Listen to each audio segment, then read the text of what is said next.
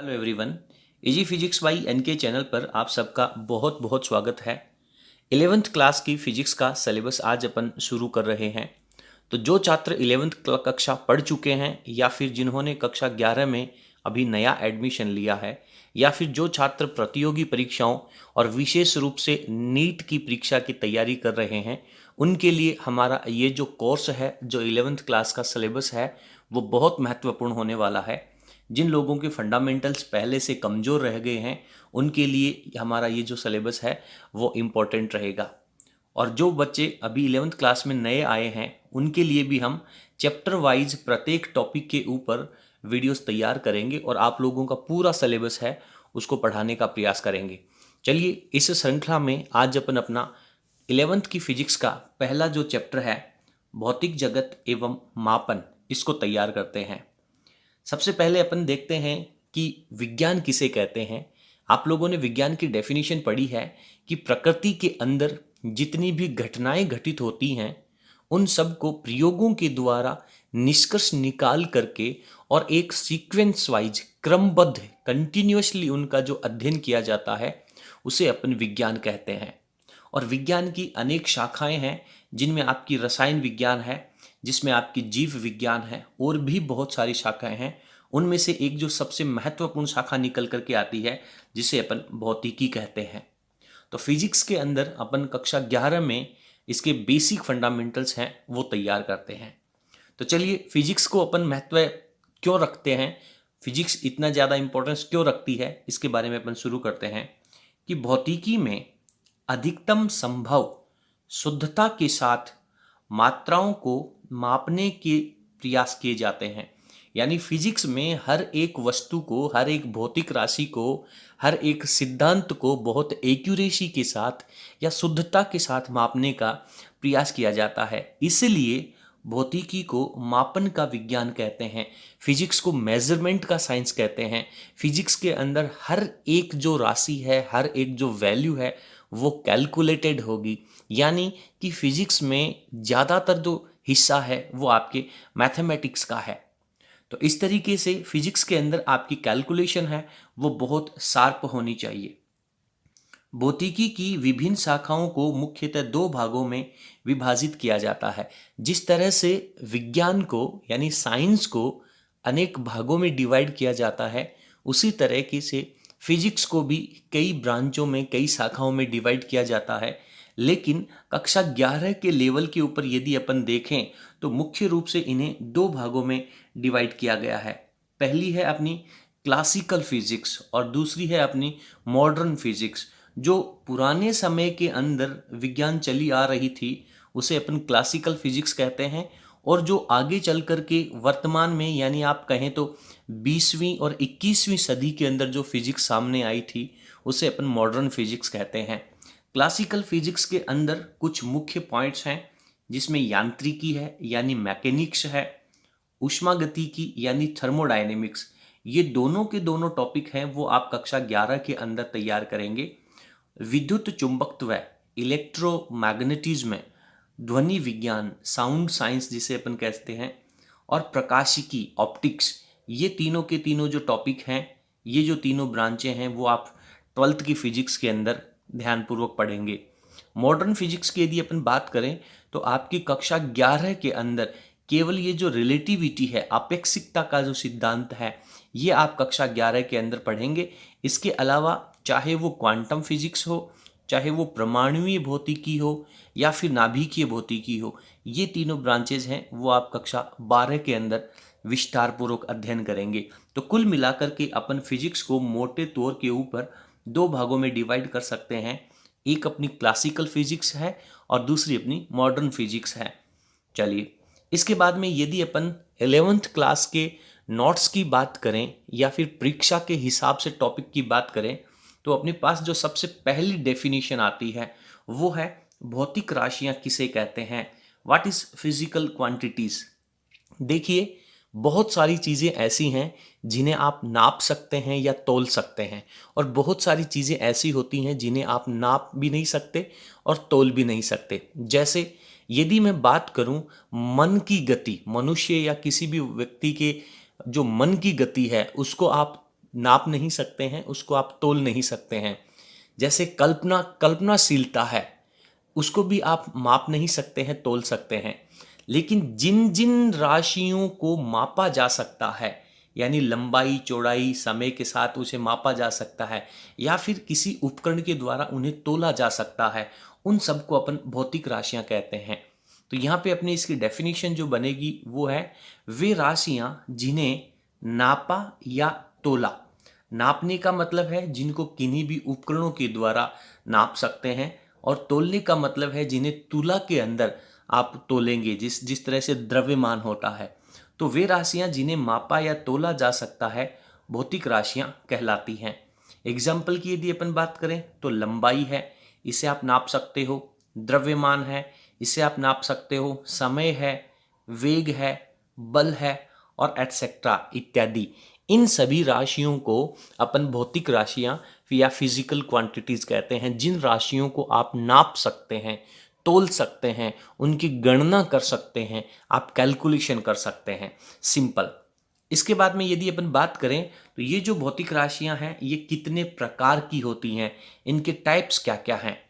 तो इसके टाइप्स की यदि अपन बात करें तो इन भौतिक राशियों को दो कैटेगरी के अंदर डिवाइड किया गया है, जिनमें सबसे पहले आती हैं मूल राशियां, यानी फंडामेंटल क्वांटिटीज।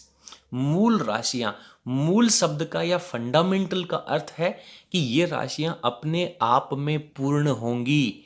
दूसरी है व्युत्पन्न राशियां या डिराइव्ड क्वांटिटीज, यानी ये राशियां हैं वो दूसरी राशियों की सहायता से बनी हुई होंगी, यानी इनके नाम में, इनकी हेडिंग के अंदर ही इनकी डेफिनेशन छुपी हुई है। आप इनके नाम के आधार पर आप इसकी डेफिनेशन जो परिभाषा है वो निकाल सकते हैं।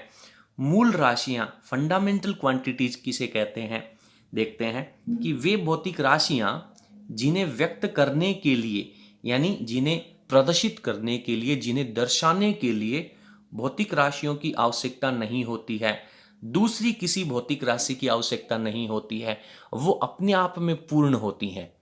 यानी जिन राशियों को व्यक्त करने के लिए किसी दूसरी भौतिक राशि की सहायता की आवश्यकता नहीं होती है, इन्हें मूल भौतिक राशियां कहते हैं, फंडामेंटल क्वांटिटीज कहते हैं।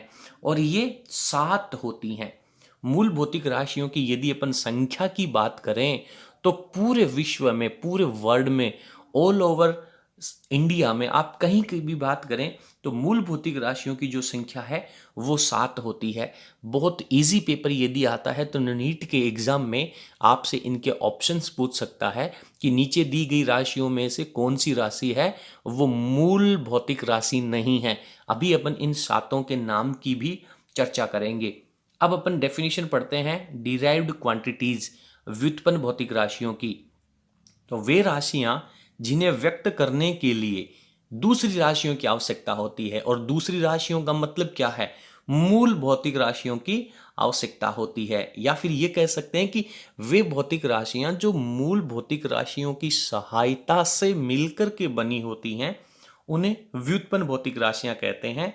और इनकी जो संख्या है, यदि डिराइव्ड राशियों की यदि अपन बात करें, डिराइव्ड क्वांटिटीज की संख्या की बात करें, तो ये संख्या में बहुत सारी भौतिक राशियां हैं। इनकी संख्या अपन काउंट नहीं कर पाएंगे, क्योंकि जैसे जैसे अपन 11th की फिजिक्स में और 12th की फिजिक्स में पढ़ेंगे, एक एक करके इन भौतिक राशियों की जो संख्या है वो बढ़ती जाएगी। तो इस तरह से अपनी दोनों प्रकार की राशियों की जो डेफिनेशन है वो यहाँ पर कंप्लीट हो जाती है। अब अपन बात करते हैं इनके एग्जाम्पल की। तो आपने पढ़ा कि मूल भौतिक राशियां तो 7 होती हैं। अब 7 कौन कौन सी होती हैं? सबसे पहले द्रव्यमान। द्रव्यमान जो होता है, किसी भी वस्तु का जो द्रव्यमान होता है, आपको पता होगा कि द्रव्यमान का मात्रक क्या होता है, कितना वैल्यू होती है।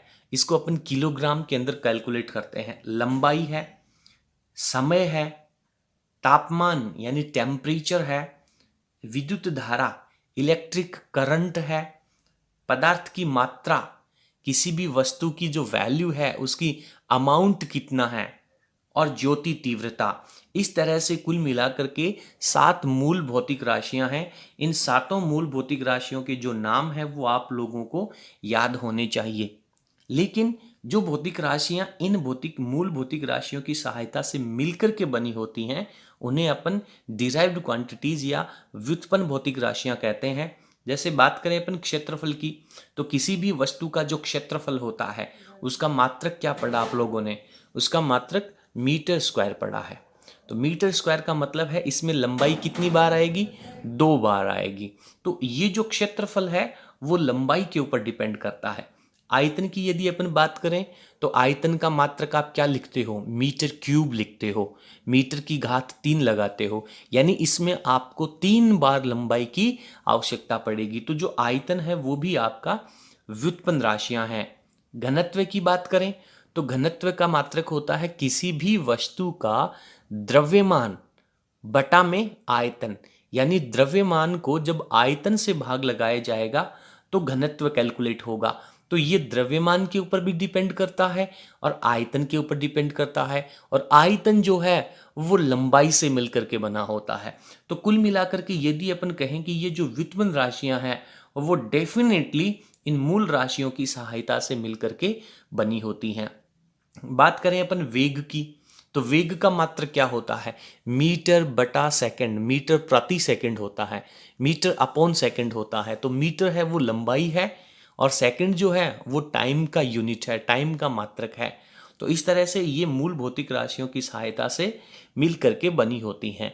तो यहाँ पर आप लोगों को मूल भौतिक राशियों की परिभाषा, व्युत्पन्न भौतिक राशियों की परिभाषा और इन दोनों के बीच में जो अंतर है वो क्लियरली समझ में आना चाहिए।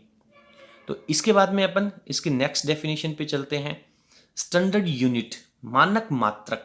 अच्छा, अब अपन बात करते हैं कि मात्रक क्या होता है। ये बात आपको अच्छे से समझनी चाहिए, मात्रक क्या होता है और मात्रक की आवश्यकता क्यों होती है। किसी भी वस्तु को मापने की और मात्रक की क्या आवश्यकता होती है। मैं आपसे एक छोटा सा एग्जाम्पल लेते हैं, एक अपन छोटा सा इंसिडेंट लेते हैं कि मान लीजिए आप किसी दुकानदार के पास जाते हैं और आपको चीनी की यानी शुगर की ज़रूरत है। तो आप दुकानदार से जाकर के बोलेंगे कि भैया मुझे चीनी चाहिए। तो दुकानदार आपको सबसे पहले क्या बोलेगा, कितनी चीनी चाहिए, यानी अब वो आपको क्वांटिटी पूछ रहा है, उसकी मात्रा पूछ रहा है। यदि आप लोग उसका आंसर ये कहेंगे, क्वांटिटी की बात करें तो आप ये कह देंगे मुझे तो 2 चीनी चाहिए।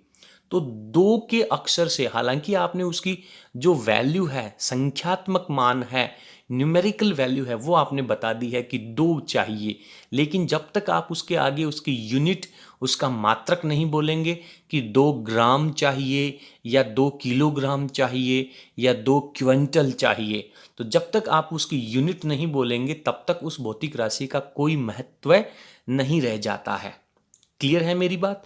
तो इसलिए किसी भी भौतिक राशि की पूर्ण जानकारी के लिए उसके मात्रक का ज्ञान होना अति आवश्यक है। तो अब अपन बात करेंगे कि मात्रक कहते किसे हैं। मात्रक की परिभाषा अपन क्या लिखेंगे, किसी भौतिक राशि के निश्चित और वास्तविक मूर्त रूप को उस राशि के मानक मात्रक कहते हैं। किसी भी भौतिक राशि का साथ में जब आप उसका कोई संकेत बताते हैं जो उसके वास्तविक वैल्यू को प्रदर्शित करता है, उसको अपन उसका मानक मात्रक कहते हैं। क्लियर है। इसके बाद में अपन बात करते हैं कि भौतिक राशि का जो मानक मात्रक है वो उसके आंकिक और संख्यात्मक मान के व्युत्क्रमानुपाती होता है। व्युत्क्रमानुपाती होने का मतलब है कि जैसे जैसे वस्तु की संख्या बढ़ती जाएगी उसका जो मात्रक है वो घटता जाएगा, व्युत्क्रमानुपाती होता है। यहाँ पे अपन बात कर रहे हैं u is proportional to 1/n। u का मान है वो n के व्युत्क्रमानुपाती है। बहुत u किसे कहा गया है, यहाँ पे भौतिक राशि का मात्रक है, और n किसे कहा गया है, इसका संख्यात्मक मान है। यानी कि जब ये संख्यात्मक मान और ये जो u है वो दोनों एक दूसरे से मल्टीप्लाई होगा तब आपके पास एकांक वैल्यू बनेगी। चलिए इसको और अच्छे से समझने का प्रयास करते हैं। यहाँ पे मात्रक व संख्यात्मक मान में निम्न संबंध होता है। मात्रक में और संख्यात्मक मान में संबंध क्या होता है, अब बहुत अच्छे तरीके से समझ लीजिए। यहाँ पे हालांकि अपन टेक्निकल रूप से समझने का प्रयास करेंगे, लेकिन मैं आप लोगों को एक डेली लाइफ का एग्जाम्पल देने का प्रयास करता हूँ। आप जानते हैं कि जो 1 किलोग्राम होता है उसकी जो वैल्यू होती है, यदि अपन उसको ग्राम में कन्वर्ट करें तो उसकी वैल्यू 1000 ग्राम होती है। ये बात आप बहुत अच्छे से जानते हैं। यहाँ पे इनकी दो संख्यात्मक वैल्यू दे रखी है। एक संख्यात्मक वैल्यू जो दे रखी है वो आपको 1 लिखी हुई है, दूसरी तरफ जो संख्यात्मक वैल्यू लिखी हुई है वो 1000 लिखी हुई है। अब आप मुझे बताइए कि केवल संख्यात्मक वैल्यू जो है वो 1 बड़ा है या 1000 बड़ा है? तो आप कहेंगे कि सर निश्चित रूप से 1000 बड़ा है।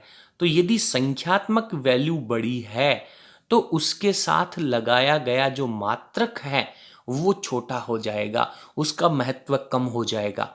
यदि दो राशियां बराबर मात्रा में ली गई हैं और उन दोनों के मात्रक अलग अलग हैं, तो जिस भौतिक राशि का संख्यात्मक मान ज्यादा है, ध्यान दें, जिस भौतिक राशि का संख्यात्मक मान ज्यादा है उसका जो मात्रक है उसकी वैल्यू कम होगी, और जिस भौतिक राशि का संख्यात्मक मान कम कम है उसका जो मात्रक होगा वो ज्यादा होगा। यानी कि उसका जो संख्यात्मक मान और उसका जो मात्रक है वो एक दूसरे के व्युत्क्रमानुपाती होते हैं। यदि संख्यात्मक मान बढ़ेगा तो उसका जो मात्रक है वो डिक्रीज हो जाएगा, कम हो जाएगा। तो यहां पर मैंने एक तरफ N1U1 लिखा है, तो ये जो 1 लिया गया है इसको आप N1 कह दें और किलोग्राम को आप U1 कह दें।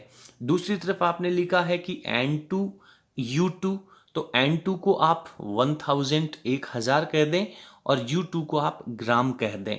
तो जैसे जैसे इस N2 की वैल्यू बढ़ेगी, इस U2 का जो मान है, इस U2 का जो अर्थ है वो कम होता जाएगा। तो इस तरीके से मात्रक में और संख्यात्मक वैल्यू के बीच में एक छोटा सा संबंध होता है, और यही संबंध जो है वो आपको एक मात्रक को दूसरे मात्रक में बदलने के लिए आवश्यक होता है।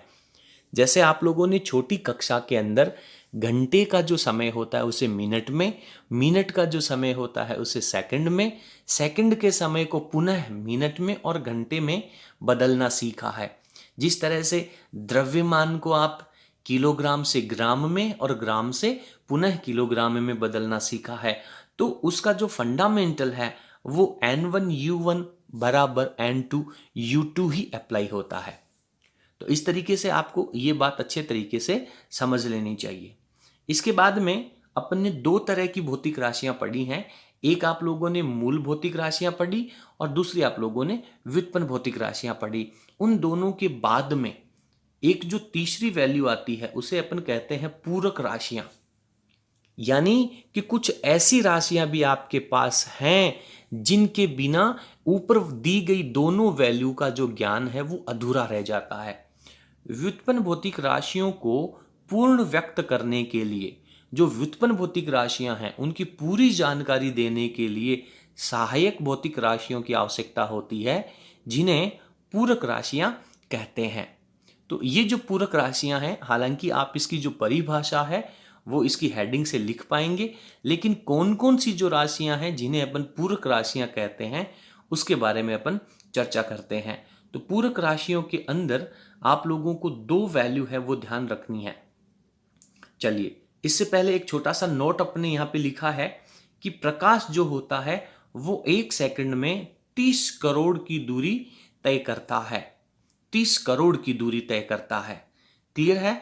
30 करोड़ की दूरी का मतलब है कि 30 करोड़, करोड़ को आप संख्या में बदलेंगे तो इसके आगे का जो मात्रक है वो आप लोगों को बताना जरूरी है। ये 30 करोड़ जो वैल्यू है वो मीटर है या किलोमीटर है? आप इसको कैलकुलेट करके बताएं। तो यहां पर 30 करोड़ आप लोगों ने प्रकाश की वैल्यू पढ़ी है क्या? 3 गुणा 10 की पावर 8 मीटर प्रति सेकंड होता है। तो इस बात से आप लोगों को क्लियर हो जाता है कि ये मीटर प्रति सेकंड की वैल्यू है। प्रति सेकंड आपने यहां पे लिखा है तो ये 30 करोड़ आपके पास मीटर हो जाता है। ठीक है, चलिए इसके बाद में अपन बात करते हैं पूरक राशियों की। तो पूरक राशियों में जो सबसे पहली राशि आती है उसे अपन सरल कोण कहते हैं। कोण आप लोगों ने पढ़ा होगा। किस तरीके से आप लोगों ने पढ़ा है, यहाँ पे नीचे दिए गए डायग्राम से आप बहुत अच्छे से समझ सकते हैं कि यहाँ पे आपके पास एक एक्स एक्स की रेखा है और एक दूसरी रेखा है। इस तरीके से जब दो किरणें एक दूसरे को प्रतिच्छेद करती हैं तो इन दोनों के बीच में बनने वाली जो आकृति है उसे अपन कोण कहते हैं।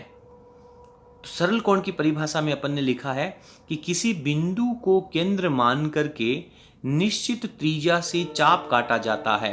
कुछ इस तरीके से समझ लीजिए कि ये आपके पास कोई एक निश्चित बिंदु है, यह आपने त्रिज्या ले रखी है और ये पूरा का पूरा आपने वृत्त बना लिया। इस वृत्त में से छोटा सा हिस्सा आप लोगों को यहाँ पे लेना है। तो छोटा हिस्सा आप कितना लेंगे, ये वैल्यू ले लीजिए। तो ये जो सरफेस के ऊपर इस वृत्त की परिधि के ऊपर जो हिस्सा बन रहा है इसे अपन चाप कहते हैं। और यदि इस चाप के दोनों सिरों को इस केंद्र से मिला दिया जाए तो इस केंद्र पर बनने वाली ये जो संरचना है इसे अपन कोण कहते हैं। और यहाँ पे आप लोगों को त्रिज्या की वैल्यू दे रखी है। तो आपके पास 3 वैल्यू आ गई है। एक त्रिज्या है, उसे आप लंबाई में यानी मीटर के रूप में नापेंगे। एक ये जो चाप है इसकी लंबाई भी आप मीटर के रूप में नापेंगे। और एक इन दोनों रेखाओं के बीच की जो स्थिति है इसको भी अपने को नापना है। तो यहाँ पे अपने इसके डेफिनेशन में लिखा है कि किसी बिंदु को केंद्र मानकर निश्चित त्रिज्या से चाप काटा जाता है तो चाप तथा त्रिज्या का अनुपात सरल कोण कहलाता है। आप लोगों ने कोण की परिभाषा पढ़ी होगी, चाप कोण बराबर चाप बटा त्रिज्या। और अगर आप लोगों ने आज से पहले नहीं पढ़ी है तो इसको आप बहुत अच्छे से तैयार कर लें। कोण बराबर चाप बटा त्रिज्या। अब आप कहेंगे कि सर चाप जो है उसको तो अपने को मीटर में लिखना है, बटा में त्रिज्या है उसको भी अपने को मीटर में लिखना है, और मीटर से मीटर कैंसिल आउट हो जाएगा। तो ये जो कोण है इसका तो कोई मात्रक बचा ही नहीं। यानी ये एक विशेष तरह की आकृति है जिसका कोई भी मात्रक नहीं आया है, लेकिन फिर भी इसको मात्रक देना जरूरी है। तो इसको मात्रक जो दिया गया है उसे अपन पूरक मात्रक कहते हैं। और पूरक मात्रकों में इसका मात्रक रेडियन लिखा गया है। तो सरल कोण का जो मात्रक है वो रेडियन लिया गया है। बोर्ड परीक्षा के साथ साथ प्रतियोगी परीक्षाओं के अंदर भी ये प्रश्न पूछा गया है, सरल कोण का मात्रक बताइए, तो इसका मात्रक रेडियन होता है। तो यहाँ पर ऊपर आप लोगों ने इसका मैथमेटिकल फॉर्मेट लिखा है कोण बराबर चाप बटा त्रिज्या। तो इसको यदि अपन गणित के रूप में लिखना चाहें तो कोण को अपन थीटा से रिप्रेजेंट करेंगे, चाप को अपन एस से लिखेंगे और त्रिज्या को अपन आर से लिखेंगे। तो सरल कोण की परिभाषा आपको याद होनी चाहिए और इसका जो मात्रक है वो आपको याद होना चाहिए। अब अपन बात करते हैं कि सरल कोण जो होता है इसका अधिकतम मान कितना हो सकता है। एक महत्वपूर्ण वैल्यू है। तो सरल कोण की जो वैल्यू है वो यहां से घूम करके पुनः यहां तक आ सकती है। और इस वैल्यू को यदि आप डिग्री में लिखना चाहें तो 360 डिग्री लिखेंगे, और रेडियन में लिखना चाहें तो आपको 2 पाई लिखना है। ये बटा में वैल्यू नहीं है, ये इसके दोनों ऑप्शन दे रखे हैं। डिग्री में इसका मान 360 होता है और रेडियन के अंदर 2 पाई होता है। अब आप जानते हैं कि पाई की जो वैल्यू है वो सर हमने कई जगह 3.14 भी लिखी है, लेकिन आपने कभी इसके मात्रक को जानने का प्रयास नहीं किया होगा। ये जो 3.14 वैल्यू है ये रेडियन में है, और पाई का मान जो डिग्री में आप लोगों ने लिखा होगा वो 180 डिग्री लिखा होगा। तो यहां से आप लोगों के पास एक संबंध आ जाता है कि 180 डिग्री की जो वैल्यू है वो 3.14 रेडियन होती है। क्लियर है? 180 डिग्री का जो मान है वो 3.14 रेडियन होता है। तो यहां से अब आप लोगों को मैं कुछ होमवर्क देता हूं कि 1 डिग्री का मान कितना हो जाएगा। 180 डिग्री की जो वैल्यू है वो 3.14 है, तो 1 डिग्री का मान कितना हो जाएगा।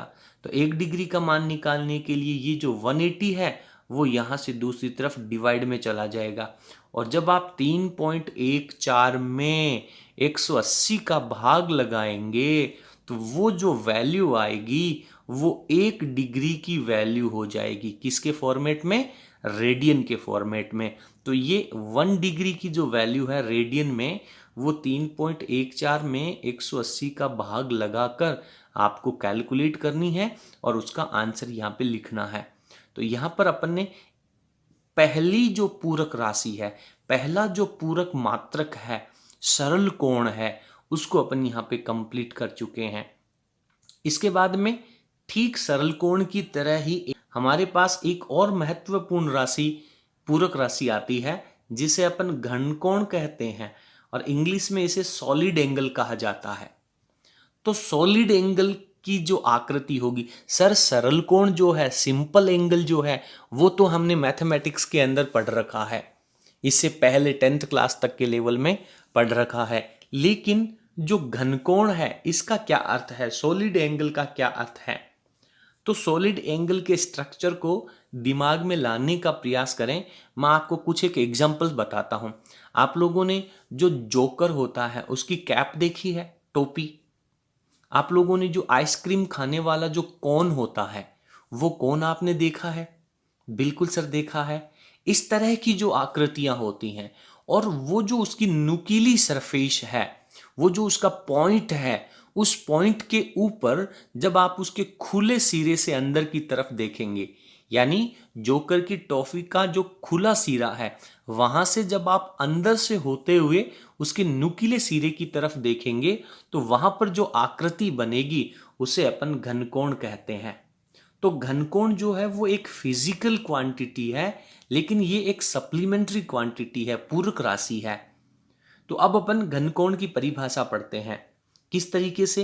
तो इसको पहले अपन अच्छे से एक्सप्लेन कर लेते हैं, उसके बाद में अपन इसकी डेफिनेशन में चलेंगे।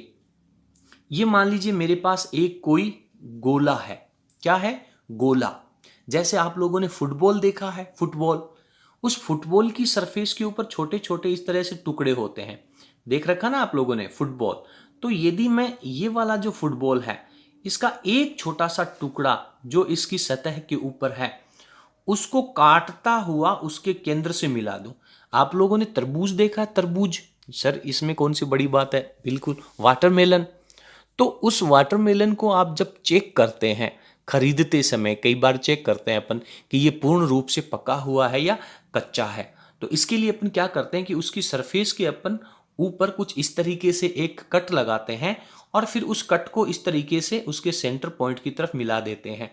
तो फिर ये जो आकृति आप लोगों के सामने निकल करके आती है, तो इसमें से अपने को करना क्या है, इस बात को आपको समझना है कि उसकी सरफेस के ऊपर जो आप लोगों ने एरिया निकाला है बाहर, कहां पर, उसकी सरफेस वाला एरिया, उसको आप ds कह दीजिए। s का मतलब सरफेस है, d का मतलब छोटा सा एरिया है, स्मॉल एरिया है। और फिर उसकी जो रेडियस है, यहां से इसकी जो रेडियस है r, इस r का आप स्क्वायर कर देंगे। तो यहां पे आपके पास सरफेस का एरिया ds आया है और डिवाइडेड बाई r स्क्वायर, त्रिज्या के वर्ग का जब आप ds के साथ अनुपात लेंगे तो इसके सेंटर पे यहां पे बनने वाली आकृति का अनुपात आ जाएगा। चलिए अब अपन इसकी परिभाषा को पढ़ते हैं। तो परिभाषा में अपन ने लिखा है, किसी गोलीय पृष्ठ की सतह पर लिए गए अल्पांश क्षेत्रफल, वो जो आपने तरबूज की सतह के ऊपर जो हरे कलर का छोटा सा हिस्सा लिया है, उसका एरिया आप लोगों को लेना है, तथा त्रिज्या का वर्ग आप उसको काटते हुए उसके सेंटर पॉइंट तक लेकर के जाते हैं। तो सेंटर पॉइंट तक जाने में जितनी रेडियस, जितनी त्रिज्या आपने कैलकुलेट करी है, उसका क्या करना है, वर्ग करना है। यानी गोलीय पृष्ठ के ऊपर एरिया और उसकी त्रिज्या का वर्ग, इन दोनों का जो अनुपात है उसे अपन घनकोण कहते हैं और इसे d ओम से लिखा जाता है और इसे अपन ds अपॉन r स्क्वायर लिखते हैं। और इसका जो मात्रक की बात करें तो क्षेत्रफल का मात्रक सर मीटर स्क्वायर, नीचे आपने त्रिज्या का स्क्वायर कर रखा है तो मीटर स्क्वायर, दोनों कैंसिल आउट हो जाएंगे। तो ये तो एक यूनिट लेस क्वांटिटी होनी चाहिए ना, मात्रकहीन राशि होनी चाहिए। लेकिन फिर इसका जो मात्रक लिया गया है उसे अपन स्टेरेडियन कहते हैं। क्या कहते हैं? स्टेरेडियन। तो बहुत बार प्रतियोगी परीक्षाओं के अंदर, इवन नीट की परीक्षा में भी यह प्रश्न पूछा गया है कि घन कोण का जो मात्रक है उसे क्या लिखा जाता है। तो यहाँ पे आप लोगों को ये बात बिल्कुल क्लियर हो जाती है कि घनकोण का जो मात्रक है उसे अपन स्टेरेडियन कहते हैं। अब बात आती है कि घनकोण का जो वैल्यू है, मैक्सिमम वैल्यू है, वो कितनी हो सकती है। घनकोण की जो अधिकतम वैल्यू है, ध्यान देना भैया, ये एक इंपॉर्टेंट प्रश्न बनता है। तो घनकोण की जो अधिकतम वैल्यू है, घनकोण के ऊपर क्या होगा, आपको इसको चारों तरफ से कैलकुलेट करना है। चारों तरफ से कैलकुलेट करने का मतलब ये जो एक्स अक्ष की रेखा है यहां से घुमा करके यहां तक लाना है। तो सर ये तो 360 डिग्री हो गया। और दूसरा आप लोगों को क्या करना है कि इसकी जो दूसरा पृष्ठ है ये वाला, इसको भी आप लोगों को ऐसे घुमा करके यहां तक लाना है। तो 360 डिग्री एक हो गया और 360 डिग्री दूसरी वैल्यू हो गई। अब आप इन दोनों को प्लस कर दीजिए तो टोटल वैल्यू कितनी हो जाएगी, 360 प्लस 360 सर 720 हो जाएगा। तो इसका जो अधिकतम मान है, इसका जो मैक्सिमम वैल्यू है, उसको आप या तो 720 डिग्री लिख सकते हैं या फिर आप इसे 4 पाई रेडियन लिख सकते हैं। ये यहाँ पे जो चिन्ह आपको नजर आ रहा है ये बटा का या डिवाइड का चिन्ह नहीं है, ये केवल इन दोनों संख्याओं को अलग अलग फॉर्मेट में लिखने का प्रयास किया गया है। तो आप लिख सकते हैं कि इसका अधिकतम मान 720 डिग्री या 4 पाई रेडियन होता है। क्लियर है। तो यहां पर दो पूरक राशियां अपन कंप्लीट कर चुके हैं। इसके बाद में जो रेडियन का कॉन्सेप्ट था उसके बारे में जो अभी मैंने आप लोगों को एक्सरसाइज डालने का प्रयास किया था, उसी प्रश्न को अपन दोबारा यहां पे एक्सप्लेन करते हैं कि 180 डिग्री का जो मान है वो 3.14 रेडियन होता है। और यदि मैं 1 डिग्री के फॉर्मेट की वैल्यू निकालना चाहूं तो ये जो 3.14 की वैल्यू है उसको अपन 180 से डिवाइड कर देंगे। और 180 से जब अपन इसे डिवाइड करेंगे तो इसकी जो वैल्यू है वो 0.01744 रेडियन आ जाएगी। तो 1 डिग्री की जो वैल्यू है वो इतने रेडियन होती है, ये आप लोगों को अच्छे से याद रखनी है। इसके बाद में जिस तरह से टाइम का जो यूनिट होता है घंटे, उस घंटे को यदि आप छोटी वैल्यू में कन्वर्ट करोगे तो मिनट लिखा जाएगा। और ठीक मिनट को भी आप छोटे हिस्से में तोड़ने का प्रयास करोगे तो सेकंड लिखा जाएगा। ठीक उसी तरीके से जो 1 डिग्री का एंगल है वो भी बहुत बड़ा एंगल होता है। और उस 1 डिग्री के एंगल को यदि आप छोटे भाग में लिखोगे तो इसको 1 के ऊपर डैश लगाया जाता है जिसे मिनट पढ़ा जाता है। यानी 1 डिग्री का 60वां हिस्सा है। और आपने यहां पे वैल्यू किसकी लिख ली, सर 1 डिग्री की वैल्यू लिख ली। और 1 डिग्री को मैं क्या लिख सकता हूं, 60 मिनट लिख सकता हूं। और 1 मिनट की वैल्यू निकालना चाहूं तो क्या होगा, ये जो 1 डिग्री की वैल्यू लिखी है इसमें आपको 60 से डिवाइड कर देना है। जब आप इसे 60 से डिवाइड कर देंगे तो 1 मिनट की जो वैल्यू है वो रेडियन के फॉर्मेट में आ जाएगी और ये 0.00290 होती है। देखिए कंपटीशन एग्जाम के अंदर यहां से न्यूमेरिकल पूछे जाने की पूरी संभावना रहती है और वहां पर हो सकता है कि क्वेश्चन के साथ में आपको 1 मिनट की जो वैल्यू है वो रेडियन में दी हुई आ सकती है। तो या तो वहां पे दी हुई रहेगी तो बहुत बढ़िया बात है, और यदि नहीं दे रखी है तो आपको ये जो कुछ एक वैल्यू है वो आपको यहां पर अच्छी तरह से तैयार करनी है। 1 डिग्री की वैल्यू रेडियन में तैयार करनी है, 1 मिनट की वैल्यू रेडियन में तैयार करनी है। और अगेन जिस तरह से आप 1 मिनट के अंदर 60 सेकंड होते हैं उसी तरीके से यहां पर 1 मिनट के बाद में 60 जो सेकंड होता है, सेकंड को यहां पे डबल डैश लगा करके प्रदर्शित किया जाता है। यहां पर आपको डबल डैश लगाना है। ये डबल डैश किसको प्रदर्शित कर रहा है, ये सेकंड को प्रदर्शित कर रहा है। तो अगेन यदि मुझे 1 सेकंड की वैल्यू चाहिए तो ये जो 1 मिनट वाला रेडियन आया था उसको अगेन अपन 60 से डिवाइड कर देंगे तो ये आपके पास वैल्यू हो जाएगी। 1 सेकंड की जो वैल्यू है वो रेडियन में कितनी होती है, तो ये वैल्यू होती है 0.00045 रेडियन। तो ये तीनों वैल्यू हैं वो आपको बहुत अच्छे से याद होनी चाहिए। क्लियर है, ये तीनों वैल्यू, 1 डिग्री कितना होता है रेडियन में, 1 मिनट कितना होता है रेडियन में, और 1 सेकंड कितना होता है रेडियन में। तो इस तरीके से आज की कक्षा के अंदर अपन ने भौतिक राशियां किसे कहते हैं, मूल भौतिक राशियां, व्युत्पन्न भौतिक राशियां किसे कहते हैं, इनकी संख्या कितनी है, इनके मूल भौतिक राशियों के नाम क्या क्या हैं, कौन कौन सी राशियों को मूल भौतिक राशियों की कैटेगरी में रखा गया है, मात्रक किसे कहते हैं, मात्रक का संख्यात्मक वैल्यू के साथ क्या संबंध होता है, उसके बाद में पूरक राशियां जिसमें सरल कोण और घन कोण दोनों की डेफिनेशन, दोनों के मात्रक और दोनों के फॉर्मूले अपने को अच्छे तरीके से याद होने चाहिए। और उसके बाद डिग्री को रेडियन में कन्वर्ट करने का जो कॉन्सेप्ट है वो भी आप लोगों को याद होना चाहिए। चलिए, आज की क्लास में अपन इतना ही पढ़ेंगे। अगली क्लास के लिए बने रहिए हमारे साथ। बहुत बहुत धन्यवाद। यदि आप हमारे चैनल पर नए हैं तो प्लीज़ चैनल को सब्सक्राइब कर बेल आइकन को प्रेस करें और वीडियो को अपने सभी फ्रेंड्स के साथ शेयर करना ना भूलें। बहुत बहुत धन्यवाद। Thank you.